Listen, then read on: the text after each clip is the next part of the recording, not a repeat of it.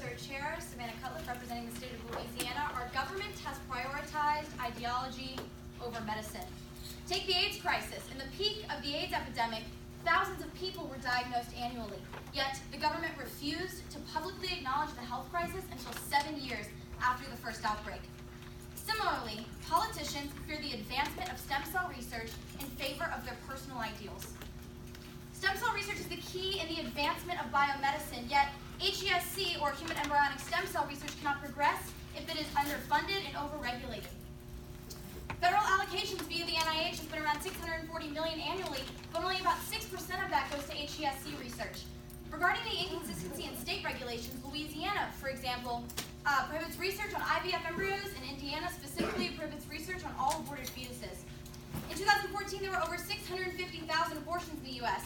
Many of these fetuses were discarded in instances where they could have been used for valuable medical purposes. By implementing my proposal, IVF embryos and aborted fetuses that would have been previously discarded will aid in scientific studies that could lead to the cures and therapies for diseases. Additional funding will allow for more in-depth experiments, and protocols will be standardized throughout the nation.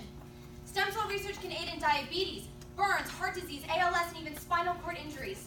250,000 people in the U.S. live with spinal cord injuries, and for centuries, these injuries have been massively debilitating, causing at minimum serious nerve damage. Stem cells can and already have changed that. Just 7 years ago, a woman named Katie Sheriffy, who was confined to a wheelchair, took a leap and decided to take part in embryonic stem cell experimentation. Not only has she regained substantial mobility, she also has a new lease on life. She says, "I don't know what I would do if I thought nobody cared. Nobody wanted to take any risks. Nobody wanted to put any funding into spinal cord injuries." Stem cell research has the potential to influence not only the future of medical discovery, but the quality of life for countless Americans. Thank you, and I yield the remainder of my time.